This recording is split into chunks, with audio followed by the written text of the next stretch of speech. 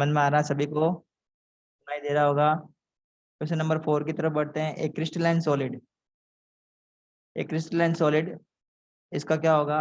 देखो आंसर लिखा है, change abruptly from solid to liquid when heated, there has no definite melting point, फिर undergo deformation of its geometry easily as irregular 3 dimension arrangement. तो जो भी crystalline solid होते हैं ना, वो क्या होते हैं, सॉलिड से लिक्विड में कन्वर्ट होते हैं जब उनको हम गर्म करते हैं। तो answer A is correct. Question number 5 की तरफ बढ़ते हैं। An ideal solution is found when it components. तो बताओ बच्चों, आइडियल सॉल्यूशन कब होगा? कब बोलेंगे आइडियल सॉल्यूशन? जब इसके कंपोनेंट क्या होंगे?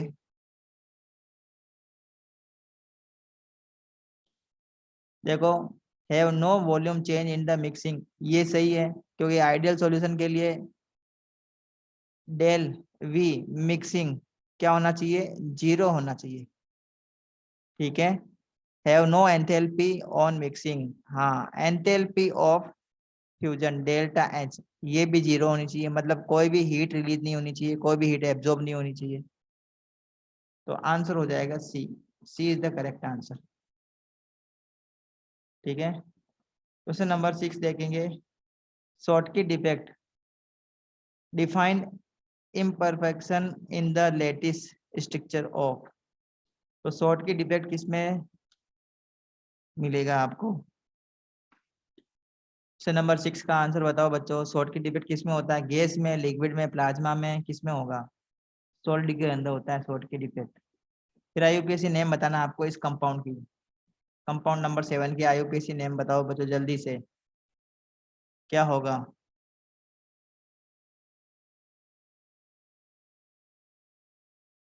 तो बहुत ही सिंपल है बच्चों, आराम से कर सकते हो। इसका आईयूपीएसी नेम है 2 ब्रोमो 1 क्लोरो ब्यूटीन।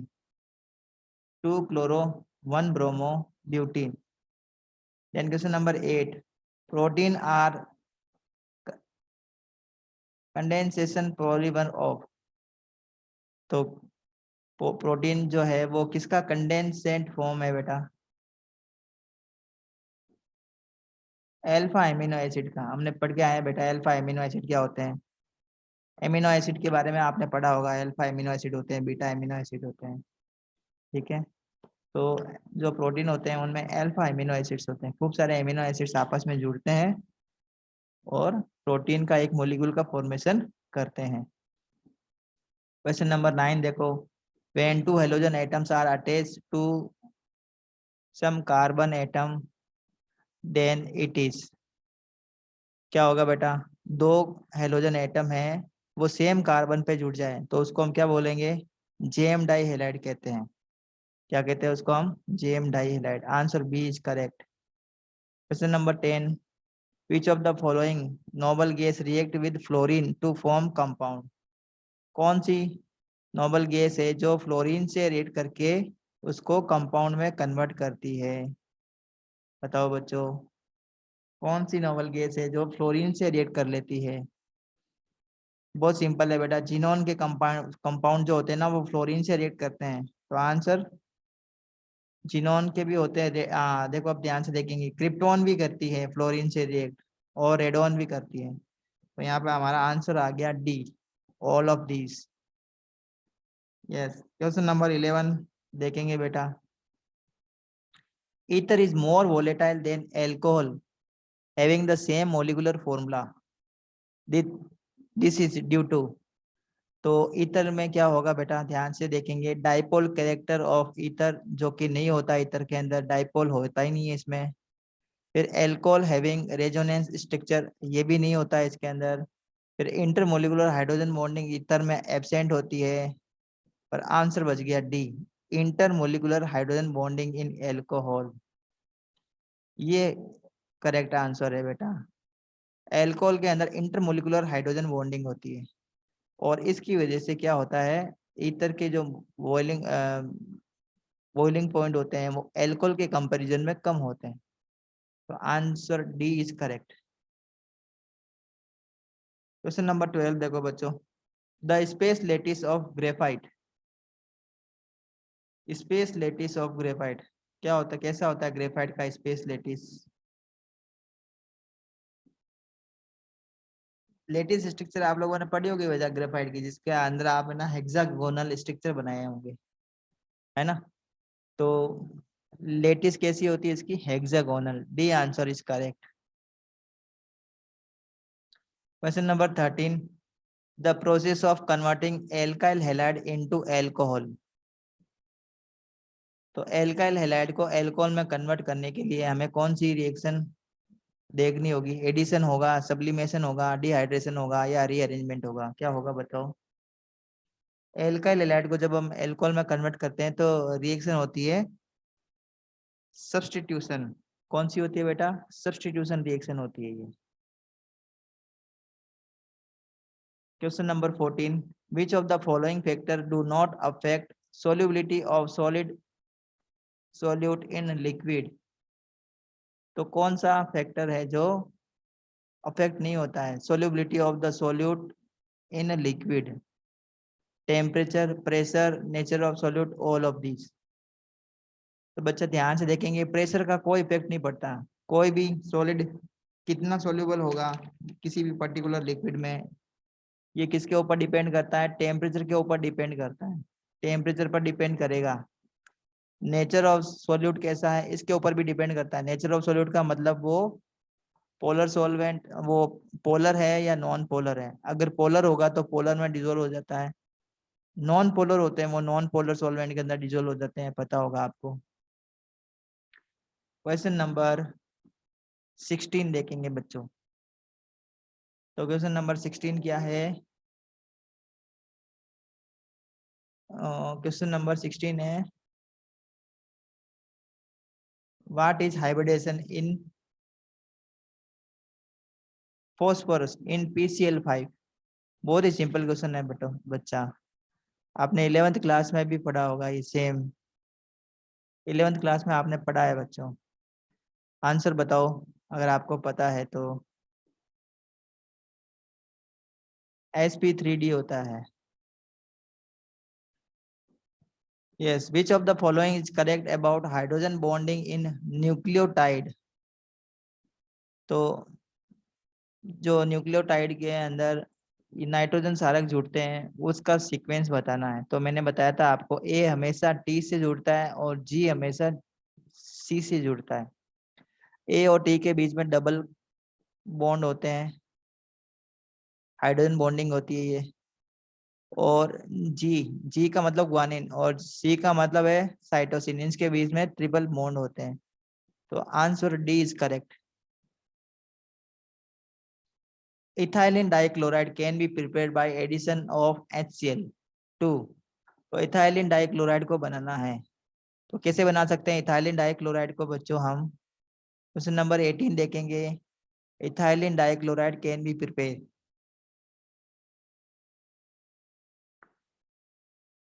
तो इथाइलिन ग्लाइकोल से बना सकते हैं हम, इथाइलिन ग्लाइकोल से। Answer D is correct. 19 देखो, haloarenes are ortho and para directive due to, किसकी वजह से होती है?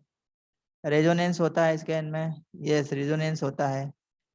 माइनस आई इफेक्ट भी होता है, हेलोजन एटम का माइनस आई इफेक्ट होता है, पता होगा बच्चों। हेलोजन एटम का प्लस आई नहीं होता है, प्लस आई तो होता है एल्काइल ग्रुप का। ये किसका होता है plus I effect? Alkyl group का। तो ये स्टेटमेंट होंगे, इसका मतलब आंसर हो गया हमारा डी। ए और बी दोनों सही सही है। क्वेश्चन नंबर 20 देखेंगे बच्चों। On heating, on heating lead nitrate forms oxide of nitrogen and lead. The oxides formed are, तो कौन कौन से ऑक्साइड्स बनेंगे जब हम लेड नाइट्रेट को गर्म करेंगे? बताओ बच्चों। क्वेश्चन नंबर 20 का आंसर देंगे तो बनेगा बेटा नाइट्रोजन का डाइऑक्साइड NO2 और लेड ऑक्साइड PbO, ये बनेंगे। 21st क्वेश्चन देखो, विच of the following is non ideal solution? इसका मतलब इसमें तीन जो ऑप्शन दे रखे हैं वो आइडियल सॉल्यूशन है। तो बेंजीन और टोलुइन ये आइडियल सॉल्यूशन का एग्जांपल है। इथाइलिन ब्रोमाइड, इथाइलिन आयोडाइड ये भी आइडियल सॉल्यूशन है। हेक्सेन और हेप्टेन ये भी आइडियल सॉल्यूशन होते हैं। क्लोरोफॉर्म और कार्बन टेट्राक्लोराइड, ये नॉन आइडियल सॉल्यूशन होते हैं, तो आंसर डी करेक्ट है।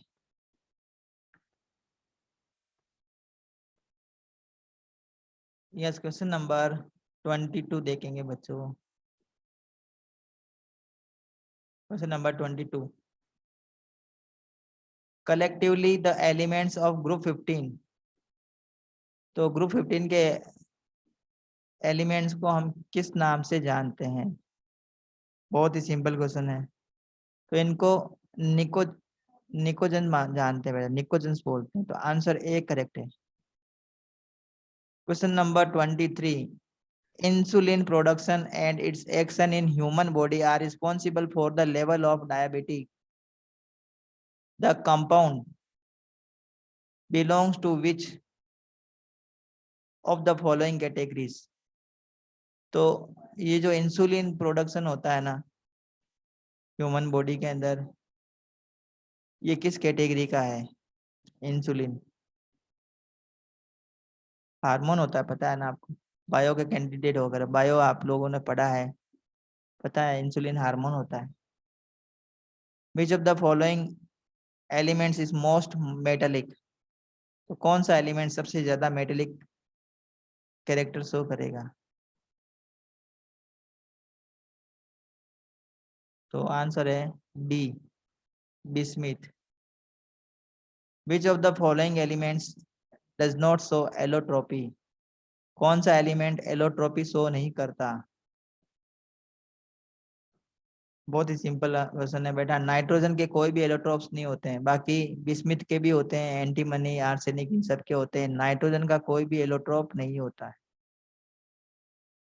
सेक्शन बी की तरफ चलते हैं बच्चों, जिसमें 24 एमसीक्यू है और आपको 20 क्वेश्चन करने हैं, ठीक है। और फर्स्ट 20 क्वेश्चंस ही कंसीडर किए जाएंगे आपका इवोल्यूशन के लिए, आगे की 20 क्वेश्चन ही आपके चेक होंगे, ये ध्यान देना है आपको। तो 26 क्वेश्चन है, विच of the following liquids pair shows A positive deviation from Raoult law? बहुत ही सिंपल क्वेश्चन बच्चों, कौन सा सॉल्यूशन का जो पेयर है वो पॉजिटिव डिविएशन शो करेगा? तो आंसर है इसमें, जल्दी से बताओ, मैं बता देता हूँ, आंसर है इसमें बी, बेंजीन एंड मेथेनॉल, इसका जो मिक्सर है वो पॉजिटिव डिविएशन शो करेगा। क्वेश्चन नंबर 27 देखो, the vapour pressure of two liquid P and Q are 80 and 60 torr respectively. The total vapor pressure of solution obtained by mixing of 3 mole of P and 2 mole of Q. तो ये numerical question है बच्चों, आप इसको solve करेंगे और solve करके मुझे बताएंगे क्या आंसर होगा इसका। इसका वैसे आंसर है 27 का ए। यस, 28 देखो, arrange the following compound in the increasing order of their density. Density के इंक्रीजिंग ऑर्डर में इनको अरेंज करना है, किसकी डेंसिटी सबसे ज्यादा है और किसकी सबसे कम है, तो सीक्वेंस बताना, डेंसिटी सबसे ज्यादा किसकी है। तो देखो बेटा, ये सिर्फ बेंजीन है, इसमें बेंजीन में क्लोरीन भी जुड़ी है, क्लोरोबेंजीन है, ये डाइक्लोरोबेंजीन है और ये ब्रोमो क्लोरोबेंजीन है। तो यहाँ पे देखो क्लोरीन एक है, यहाँ पे क्लोरीन दो जुड़ी है, तो इसका मतलब बेंजीन के कंपैरिजन में ये इसकी डेंसिटी ज्यादा होगी, इसकी डेंसिटी ज्यादा है। तो यहाँ पे एक क्लोरीन है, यहाँ पे दो क्लोरीन है, इसका मतलब इसकी डेंसिटी इससे भी ज्यादा है। यहाँ पे देखो, यहाँ पे क्लोरीन है और दोनों जगह क्लोरीन, लेकिन यहाँ पे ब्रोमीन है, इसका मतलब ब्रोमीन का मास भी ज्यादा है तो इसकी डेंसिटी भी ज्यादा है, तो सीक्वेंस आ जाएगा फर्स्ट। आंसर करेक्ट है, one, one is correct answer.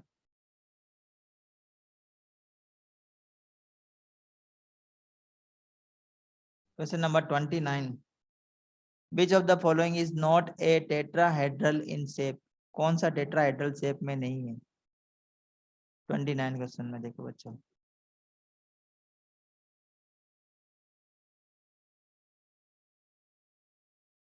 तो ध्यान से देखेंगे, ये जो अमोनियम है ना, इसकी टेट्राहेड्रल शेप होती है, सिलिकॉन टेट्राक्लोराइड की भी टेट्राहेड्रल शेप में होगा, और ये भी टेट्राहेड्रल शेप का है लेकिन ये नहीं है। ठीक है, तो आंसर हो गया हमारा SF4। Primary structure of 30 question की तरफ बढ़ते हैं बेटा। Primary structure of protein is, तो जो प्राइमरी स्ट्रक्चर है ना प्रोटीन की, वो क्या होती है? तो sequence of alpha amino acids are linked to one another. Correct answer first हमें मिल गया बेटा। इसमें अल्फा एमिनो एसिड्स होते हैं और सीक्वेंस होती है, सब एमिनो एसिड्स आपस में जुड़े रहते हैं पेप्टाइड बॉन्ड से। प्रोटीन के अंदर पेप्टाइड बॉन्ड होता है। आंसर ए करेक्ट है। अब क्वेश्चन नंबर 31 देखेंगे बेटा। एक कंपाउंड है, यहाँ पे कार्बन जुड़ा है, यहाँ पे कार्बन जुड़ा है, एक यहाँ पे कार्बन है और यहाँ पे ब्रोमीन दिया है। इसका मतलब ये क्या है? Secondary alkyl halide. इसकी रिएक्शन Na उससे करवाते हैं, सोलवेंट भी लिया है हमने, और OH बनता है, मतलब सेकेंडरी एल्कोहल मिलता है। ठीक है, तो for which the solvent rate of SN2 will be maximum. किसके लिए SN2 की रेट सबसे ज्यादा होगी? कौन सा सोलवेंट ले हम इसमें से? तो SN2 के अंदर आपको पता करना है किस टाइप का सोलवेंट हम यूज करते हैं। तो इसमें आपको आंसर होगा, अगर हम एसीटोन लेते हैं तो ये OH वाली जो रिएक्शन SN2 रिएक्शन है ना, ये फास्ट होगी। क्वेश्चन नंबर 32 देखो बेटा। Sulphur sulphur bond is not present in, मतलब इनमें से कौन से कंपाउंड के अंदर, कौन से आयन के अंदर सल्फर सल्फर के बॉन्ड मौजूद नहीं है? आंसर है यहाँ पे H2O7-2।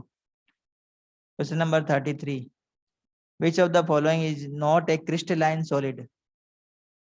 क्रिस्टलाइन सॉलिड कौन सा नहीं है? तो आपको पता होगा बेटा, जो ग्लास होते हैं ना, ग्लास, वो सारे के सारे एमोर्फस सॉलिड होते हैं। जितने भी ग्लास होते हैं वो सारे के सारे कैसे सॉलिड होते हैं? एमोर्फस सॉलिड होते हैं। तो आंसर हो गया C। चैप्टर 1 में से लिया है, सॉलिड स्टेट में से।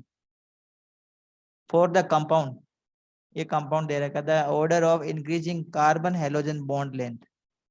कार्बन हेलोजन बॉन्ड लेंथ सबसे ज्यादा किस में होगी, कौन से सीक्वेंस में होगी? तो हमें बताया बेटा, देखो सब में CH3 ग्रुप तो कॉमन है। अब आप ये देख लो, ये फ्लोरीन सबसे छोटा एटम होता है, उसके बाद में क्लोरीन है, उसके बाद में ब्रोमीन है, उसके बाद में आयोडाइड है। तो सीक्वेंस यही हो जाएगी बेटा, सीक्वेंस ही हो जाएगी। तो आंसर भी हमारा ए हो जाएगा। फिर 35 क्वेश्चन देखेंगे बेटा। XCF6 dissolve in anhydrous HF to give a good conducting solution which contain। तो अगर हम H इस चिनोन हेक्साफ्लोराइड को डिसोल्व करते हैं HF के अंदर, तो जो सॉल्यूशन बनेगा उसमें कौन कौन से आयन होंगे? तो थ्योरेटिकल क्वेश्चन है बेटा, आपको पढ़ना होगा ये। तो इसका आंसर है B। Equal mole of water and urea 36 देखेंगे बेटा। Equal mole of water and urea are taken in flask. Water, what is the mass percent of urea and the solution in the solution? तो बताओ बच्चों, कर सकते हो आप आराम से इसको, न्यूमेरिकल क्वेश्चन है, इसको सॉल्व करके बताएंगे। 37 देखो।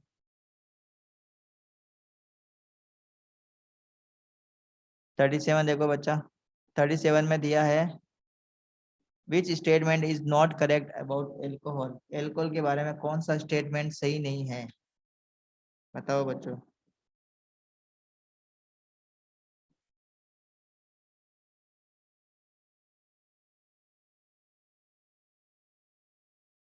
आंसर बताओ बच्चों।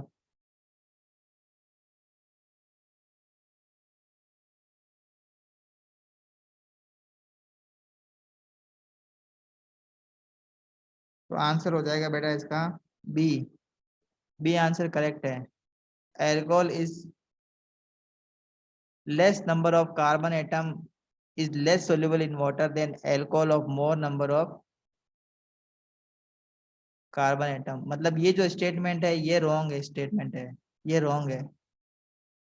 मतलब जितने कार्बन का नंबर बढ़ता है ना बेटा, उसमें हाइड्रोफोबिक नेचर आना स्टार्ट हो जाता है, उसमें हाइड्रोफोबिक नेचर आना स्टार्ट हो जाता है, तो ये स्टेटमेंट रॉन्ग है कुल मिला के।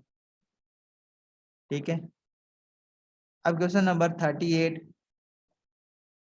आप देखें बच्चों, और इसका आंसर बताने की कोशिश करेंगे। बताओ इसका आंसर बच्चों, अगर आपको आता है तो चैट बॉक्स में लिख के बताओ क्या आंसर होगा। In which oxides ion occupy CCP arrangement and sodium ion occupy all tetrahedral voids. तो आंसर होगा B. Which of the following group 15 elements form metallic bond in elemental state? तो elemental state में metallic bond कौन सा बनाता है बेटा? Bismuth बनाता है, ये सबसे ज्यादा मेटेलिक कैरेक्टर का होता है। Isopropyl alcohol 41, isopropyl alcohol is obtained by reacting which of the following alkane with concentrate H2SO4 followed by the boiling with water?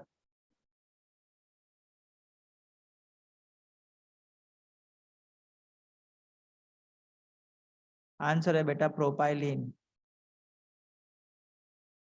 Question number 42 देखेंगे, विच of the following can not be made by Williamson synthesis? किसको हम Williamson synthesis से नहीं बना सकते?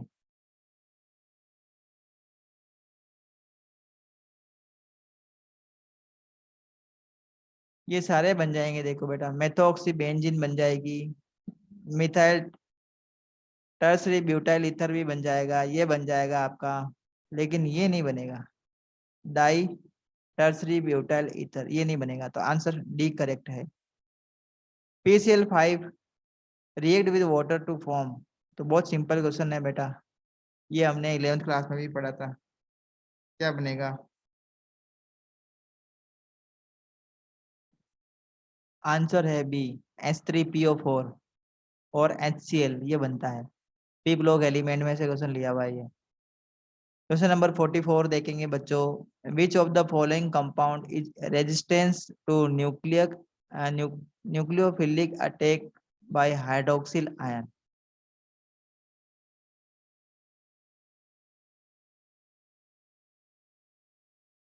Answer है D. तो I hope आप लोगों को समझ में आया होगा बच्चों। अब हम करेंगे रीजन एसेशन वाले क्वेश्चंस। ठीक है, रीजन एसेशन वाले क्वेश्चंस कर रहे हैं बेटा, ध्यान देंगे। तो ए अब कब देना है? जब बोथ ए और बी दोनों करेक्ट हो और आर इसको करेक्ट एक्सप्लेन करे एसर्शन को। बी कब देना है देख लीजिए बच्चों, सी और डी में भी देख लीजिए। बी देना है आपको, ए और आर दोनों करेक्ट है और लेकिन आर ए को एक्सप्लेन नहीं कर पाता है, तो बी आंसर होगा। सी आंसर कब होगा? जब ए ट्रू हो और आर फॉल्स हो। और डी आंसर होगा, ए फॉल्स होगा और आर भी क्या होगा? फॉल्स होगा, दोनों स्टेटमेंट फॉल्स होंगे, तो आपको डी आंसर लगाना है। क्वेश्चन नंबर 45 देखो बच्चों, 45 में एसर्शन दिया हुआ पीएच का मतलब है फिनाइल ग्रुप, और फिनाइल ग्रुप को हम लिखते हैं C6H5 से। C6H5 ये फिनाइल ग्रुप है। फिर CO लिखा हुआ है CH2CO is more reactive that PHCOCl CH2Cl। इसका देखो रीजन दिया हुआ, conjugation with carbonyl group much more effective than with simple alkyl alkene और बेंजीन रिंग। तो आपको क्या लगता है बच्चों, इसका क्या आंसर होगा? ए भी करेक्ट है और आर भी करेक्ट है, ए और आर दोनों करेक्ट है और इसको करेक्ट एक्सप्लेन भी कर रहा है, तो इसका आंसर हो गया बेटा ए। ए इज द करेक्ट आंसर। फिर 46 देखो बच्चों, एसर्शन लिखा है 46 में, bond angle of H2S is smaller than H2O। ये सभी बच्चों को पता है, स्टेटमेंट करेक्ट है। रीजन दिया, electronegativity of the central atom increase, bond angle decrease. तो क्या आप इससे सहमत है क्या बच्चों? देखो ये स्टेटमेंट करेक्ट है, लेकिन ये इसको सही ढंग से एक्सप्लेन नहीं कर पा रहा है। ठीक है, तो आपका आंसर हो गया इसमें सी। तो सी अब आंसर कब देते हैं, देखो यहाँ पे ध्यान से देखेंगे, सी देंगे, ए ट्रू होगा लेकिन आर फॉल्स होगा, ये स्टेटमेंट ही रॉन्ग है, ये वाला रॉन्ग स्टेटमेंट है, इसलिए यहाँ पे आंसर हो गया है आपका सी। क्वेश्चन नंबर 47 देखो बेटा, 47 में दिया हुआ है alkyl fluorides are prepare by heating AgF with alkyl chloride. जब हम एल्काइल क्लोराइड की रिएक्शन AgF से करवाते हैं तो एल्काइल फ्लोराइड बनते हैं। तो एसर्शन एकदम करेक्ट है। रीजन देखो, because direct fluorination of alkyl occurs very slowly, ये गलत है बेटा। तो आंसर क्या हो जाएगा इसका? सी। सी आंसर हो गया इसका। 48 देखो, एसर्शन है molarity of A solution in liquid state change with temperature. तो मोलरिटी चेंज होती है किसकी? लिक्विड स्टेट के अंदर किसी भी सॉल्यूशन की, जब हम टेम्परेचर को बढ़ाते हैं। तो क्या सही है स्टेटमेंट? स्टेटमेंट सही है। मोलरिटी जो है वो टेम्परेचर डिपेंडेंट होती है, मोलैलिटी नहीं होती। जो मोलैलिटी है ना बेटा, मोलैलिटी, मोलैलिटी ये टेम्परेचर पर डिपेंड नहीं करती है। ठीक है, अब इसका आंसर देख लेते हैं बेटा 48 का। तो 48 में रीजन दिया हुआ है the volume of solution change with change in the temperature. तो आपको क्या लग रहा है बच्चों 48 में क्या आंसर होना चाहिए? तो ये भी करेक्ट है, ये तो हमने देख ही लिया, एसेशन करेक्ट है, ये भी करेक्ट है और इसको सही ढंग से एक्सप्लेन भी कर पा रहा है। तो 48 में ए आंसर हो गया बेटा, 48 का ए आंसर। 49 देखो, dinitrogen is inert in at room temperature. Dinitrogen room temperature पर इनर्ट होती है। रीजन देखो, dinitrogen directly combined with lithium to form ionic nitrides.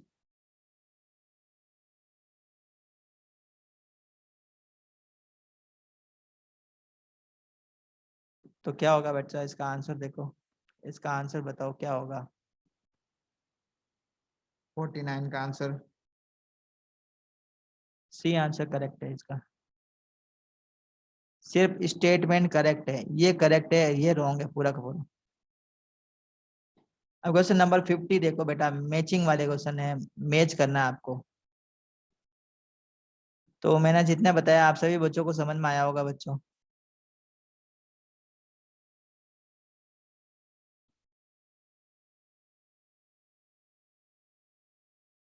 हाँ बताओ बच्चों, अभी 50 को मैच करवाना है। मास परसेंटेज किससे? Solution mass by volume, ppm, फिर वॉल्यूम परसेंटेज, ये किससे रिलेटेड है? पीपीएम हम किस में यूज करते हैं? मास परसेंटेज किस में यूज करते हैं? मास बाय वॉल्यूम हम किस में यूज करते हैं? जल्दी से बताओ आपका आंसर क्या होगा।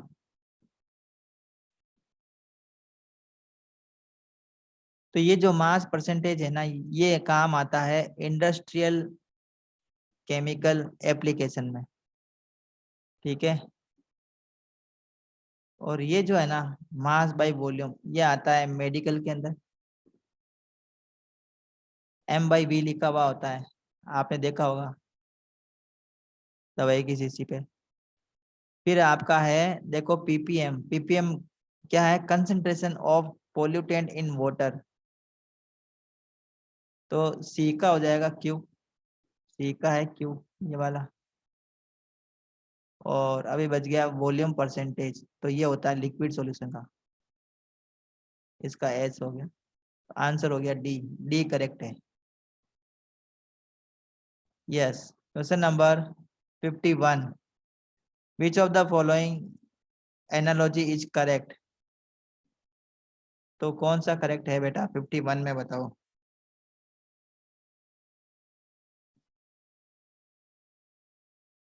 इसको आप अच्छे से देखोगे तो आपको समझ में आएगा, इसको पढ़ना पड़ेगा आपको। बेसिक अमीनो एसिड एस्पार्टेट और एसिडिक अमीनो एसिड हिस्टाडीन, ये इनकरेक्ट है।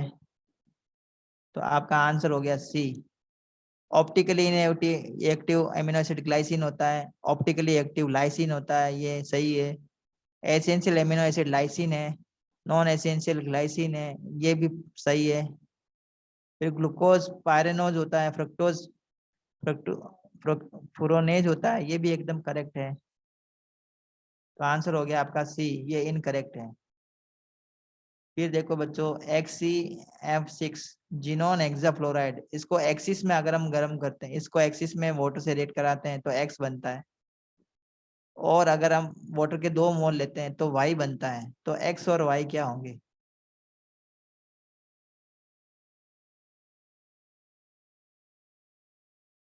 तो ये बनेगा बेटा, ये आंसर होगा। ठीक है, X होगा आपका जिनोन और Y होगा आपका जिनोन ट्राई ऑक्साइड। अब आपके पास में केस स्टडी वाले क्वेश्चन है जिसमें आपको पैराग्राफ को रीड करना है, तो इसको आप रीड करो बच्चों। ये देखो, अब आप इसको आराम से रीड कर पाओगे। तो alkyl halide is are insoluble in water but soluble in organic solvent. The insolubility of in water is due to their insolubility to form hydrogen bonds with water. Alkyl bromide and iodides are denser than water, whereas alkyl chloride and fluorides are lighter than water. Alkyl halides have higher boiling point than alkanes of comparative molecular weight. For a given halogen atom, the boiling point of alkyl halide increase in the size of the alkyl group. तो अब इसके ऊपर आपको question दे रखे हैं बच्चों, which of the following is liquid at room temperature. ठीक है, तो कौन हो लिक्विड होगा रूम टेम्परेचर पे? सबका बॉइलिंग पॉइंट भी दे रखा है बेटा, बॉइलिंग पॉइंट ब्रैकेट में दे रखा है।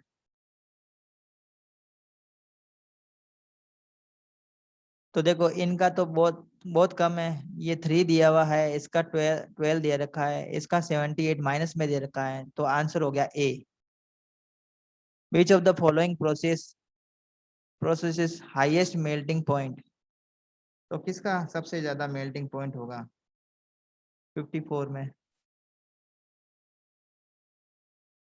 मेल्टिंग पॉइंट सबसे ज्यादा होगा पैरा डाइक्लोरोबेंजीन का। 55 the decrease order of the boiling point of alkyl halide. Alkyl halide में डिक्रीजिंग ऑर्डर में आपको एल्काइल हैलाइड को अरेंज करना है।